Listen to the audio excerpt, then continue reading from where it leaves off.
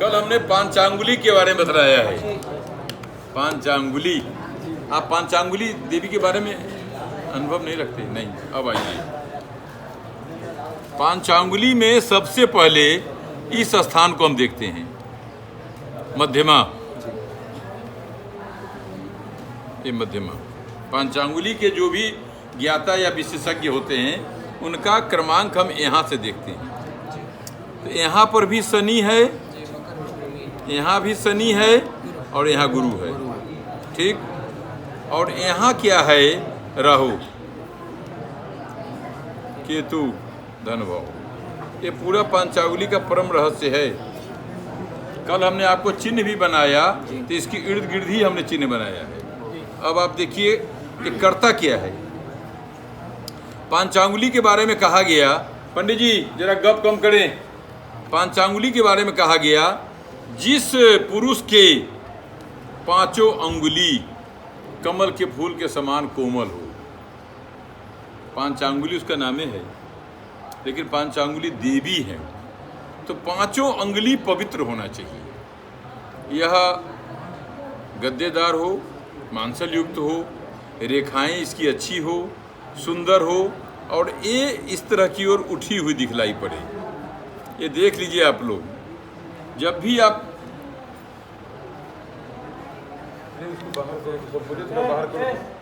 बाहर करो, टंगड़ी फैला के बैठे, पहले बाहर करिए। तो पांचों अंगुली का पोर्शन एकदम इस प्रकार का अपने आप, यदि आप ऐसे रखें तो उठी हुई हो, पूरे नाखून रक्त वर्ण हो, यहाँ पर चंद्रमा का आकार हो, कलम के समान अंगुली नुकीली टाइप की हो, पर्व सब अच्छे दिखलाई पड़े। ये पांचांगुली का सबसे बड़ा सुंदर पर्व माना गया। जी महाराज जी, जी प्रणाम महाराज जी। गुरु जी को हवा जी, हम अभी विद्यालय में, सुबह का विद्यालय है जी।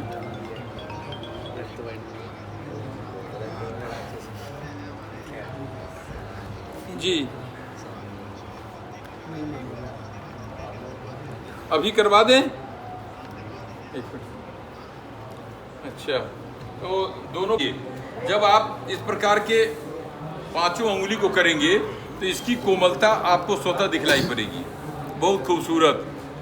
जैसे किसी प्रतिमा में या मूर्ति में आप देखते हैं जो पांचों अंगुली उनकी बड़े सुंदर दिखलाई पड़ते हैं, तो उसी प्रकार की पांचांगुली का जो भी जातक होते हैं, वो स्त्री हो या पुरुष हो, लक्षण होता है, भली स्त्री हो या पुरुष। दूसरी बात, ये रेखा भी मांस जब दोनों तरफ के होते तो ये जैसे लगता है जैसे ढका हुआ है, या तो एकदम उभड़े हुए दिखाई पड़ेंगे आपको। ये अंगुली एकदम यहाँ से लगेगा जैसे कोई पेल्सिंग बनाया हुआ है, इस प्रकार के एकदम रक्त वर्ण के गौरांग। ये पांचांगुली का प्रथम लक्षण माना गया। पांचांगुली के जातक जो भी होंगे, उनके हथेलियों की ओर आप देखेंगे तो ये पोर्शन जितने भी है सब रक्त वर्ण का सुंदर स्वरूप। लेकिन कल हमने जो आपको बताया वो लक्षण रहेगा, ये नहीं जो रक्त वर्ण ही हो, कोमल भी हो। तो आजकल बहुत जो नायक और नायिकाएं होती हैं, उनके आंख भी देखिएगा बड़े कमल नयन होते हैं, सब प्लास्टिक सर्जरी है ना। अब ऐसा ना जो आप कहेंगे नहीं ये तो पांचांगुली की साक्षात देवी माँ है, ऐसा देवी माँ नहीं है। वो कितने देव को देवी कर दी है बजाय विश्वनाथ। दूसरी बात क्या है, जो उस प्रकार के लक्षण वाले होते हैं, उनके चेहरे की बनावट आप देखेंगे, नेत्र आपको देखेगा जैसे हिरण के समान है। उसके अंदर के जो कलर होते हैं, क्रिया, वो रक्त वर्ण का जैसे लगेगा ये आकर्षित का केंद्र करने जा रहा है। स्वतः आपको लगेगा जैसे कोई हम देव कन्या को प्रणाम कर रहे हैं, इस प्रकार का लक्षण होता है। कान उनके बड़े शरीर रहेंगे, नाक उनके एकदम फर्स्ट क्लास उठे, ये नहीं चपटा भैंस जैसा ये नहीं होगा। तो ये प्रकार, ओठ दोनों पंखुरी के समान, दोनों ओठ एकदम पंखुरी के समान होगा, ऐसे। ये देखिए न, बहुत बड़ा शुक्र से जुड़ा हुआ उसका भी कारक मैं बता रहा हूँ। पहले अंग का लक्षण आपको मैं बताऊँ। हाथों की जो क्रियाएं होंगी थोड़ी लंबी होगी, ये आपसे। गर्दन उनकी एकदम बत्तख के समान होगा एकदम। इस प्रकार की पंचांगुली का लक्षण है। ये जो पोर्शन होगा ये थोड़ा सा जैसे ये थोड़ा 20 होगा, ये कारक ग्रह है। इस स्थान पर या इस स्थान पर काले तिल जरूर होंगे। दोनों ओष्ठ के ऊपर के पोर्शन में दाहिने या बाएं भाग में इस स्थान पर एक काला तिल जरूर होगा। ये पंचांगुली का लक्षण माना गया है। कभी कभी ऐसे व्यक्ति के बाएं नाक के पास भी इस प्रकार के छोटे से मत्स्य के समान चिन्ह होते हैं। ये आप समझ जाइए। इस प्रकार की है। दूसरी बात, अगर पुरुष है तो कान के ठीक नीचे आकर के इस प्रकार का काला मस्सा दिखाई देगा। ये समझ जाइए। ऐसे जातक जो पंचांगुली के लक्षण वाले होते हैं उनके बारे में बता रहा हूं। कभी कभी जातक के दोनों भौं के पास, ये जैसे नीचे का भौं है ऊपर का है ना, ये ललाट के पास भी आपको काले रंग का तिल के समान चिन्ह दिखाई पड़ेगा।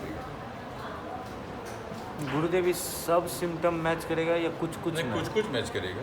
सब सिस्टम कहाँ से किसी को मैच करेगा? जातक के लक्षण में कोई एक दो लक्षण भी होगा तो ऐसा जातक मानेगा। अब कॉरिडोर में सब मकान हमरा नहीं ना होगा, कोई एक आध भी मकान अगर हो गया तो हम कॉरिडोर में हैं। लेकिन इस सिस्टम में सबसे महत्वपूर्ण सिस्टम है, जैसे कल हमने आपको कहा था खड़ौन वाला, ये खड़ौन वाला ये जरूर होगा। फिर आपको हमने ये भी बताया था ये पताका वाला जी, ये जरूर होगा। एक बार मुझे और बताया था आप इसी चीज़ को पीछे बताया जी, ये पताका की ओर होगा। फिर उसके बाद हमने फूल के समान भी हमने बताया आपको, ये आएगा।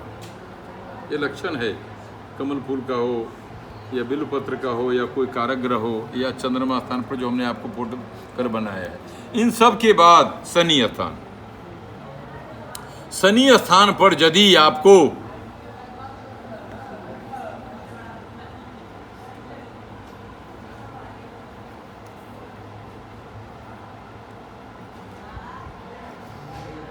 इस प्रकार की रेखा दिखलाई पड़ती है, जातक का कोई भी लक्षण न हो तो पंचांगुली का प्रथम लक्षण माना गया है।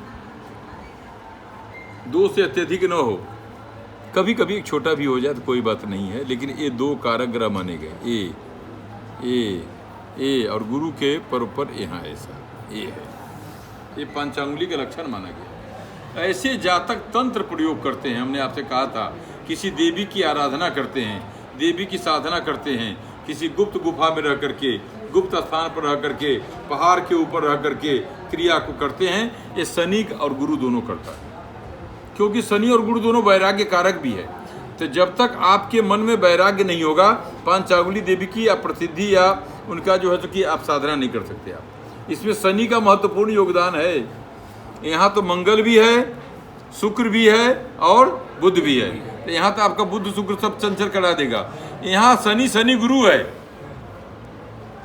ये तीनों क्रिया जब दोनों शनि और गुरु मिलेंगे तो इसको सपोर्ट कौन करेगा? राहु। राहु क्यों सपोर्ट कर रहा है ये आपको मैं बता रहा हूँ। यह राहु कभी कभी उसके मन में डर भी पैदा करता है, जो तुम अगर कोई गलत काम करोगे तो तुम्हारी बदनामी बहुत होगी।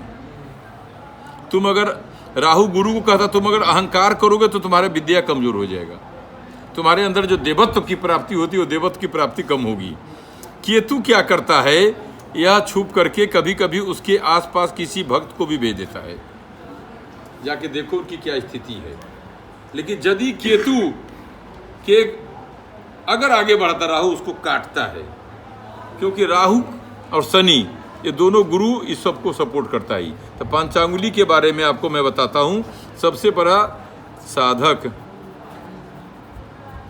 तंत्र, योग, क्रिया, ये आपको सबसे पहले है। अब इसमें कारक ग्रह क्या होता है ये भी मैं बताऊंगा आपको। आपको इसमें वीर्य का ध्यान रखना है, खान पान, हिंसात्मक या उत्तेजक, ये आपको कार्य नहीं करना है, क्योंकि राहु बैठा है और कभी कभी शनि भी उत्तेजक भोजन करने के लिए आपसे कहता है। लेकिन इसमें गुरु जो है ना, गुरु ये इसकी रक्षा करता है। यदि साधक सुंदर है तो उसकी तंत्र प्रक्रिया अच्छी जाएगी, यदि तंत्र प्रक्रिया जाएगी तो यौगिक होगा, क्रिया उसका अपने आप सफल होता जाएगा। लेकिन एक चीज़ और आप देख लीजिएगा आप लोग, ये सब के कारक के बाद सूर्य को हम देखते हैं यहाँ पर, ये भी स्थान में बहुत बड़ा महत्वपूर्ण माना गया है। यदि सूर्य स्थान की विद्या रेखा के पास कभी कभी इस प्रकार की रेखा आपको दिखलाई पड़े, ये शुरुआत में तंत्र, ये हमने आपको कहा था तंत्र युक्त और ये सब सारी चीजें है ना जी, जी, ये क्रिया है, क्योंकि सूर्य भी देखता है। कारक ग्रह में यदि नीचे के समान है तो ये निश्चित बेटा थोड़ा सा हमको जरा छोड़ देना भी, तो एक कारक ग्रह आपको इसको सपोर्ट करके और ऐसे जातक 35 और 36 साल के बाद पूर्ण रूप से प्रसिद्धि को प्राप्त करते हैं। स्त्री यदि हो तो कभी कभी उनकी रजस्वला जो वस्त्र होते हैं उसके ऊपर भी एक विधान इसका बना है। यदि पति पत्नी में भी यदि साहचर्य का अभाव, माने जैसे उस प्रकार का क्रिया वेदना न होती हो, तो इस प्रकार के कारक ग्रह में हम लोग स्त्री के उस स्थान के रज को किसी अन्य स्थान पर उपयोग करने से भी यदि किसी प्रकार की राहु केतु के द्वारा व्यवधान भी होता है तो उसका कहीं न कहीं से मार्जन हो जाता है।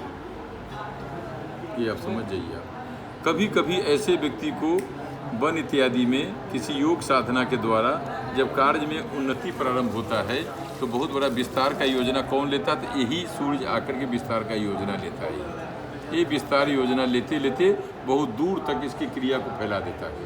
जब क्रिया फैलता है तो ये स्थान है मंगल का। अब यहाँ देखिए, कर्क सिंह कन्या है, कर्क सिंह कन्या, कर्क का चंद्रमा, कन्या का नहीं सूर्य, इसका बुध। अब देखिए आप, बुध कारक है, सूर्य भी है चंद्रमा भी था। सूर्य और बुध में तो कोई ऐसी दिक्कत नहीं है, लेकिन चंद्रमा बुध चंद्रमा को शत्रु मानता है, बीच में है सूर्य। यदि यह कारक ग्रह बहुत प्रसिद्धि आपको दिलवाता है तो पांचांगुली के द्वारा आपकी बहुत दूर दूर तक प्रसिद्धि हो जाती है। वाक शुद्धि भी पांचांगुली वालों को होती है। कह दिया तो हो गया, कुछ भी पढ़ के दे दिया तो हो गया। वो उस क्रिया को भावनात्मक करते हैं। पांचांगुली के साधक लोग तंत्र में जैसे कबूतर की सामग्री होती है, रज, वीर्य, एक और चीज़ हम बाद में बताएंगे। ये चारों को वस्त्र में एक करके अमावस्या की रात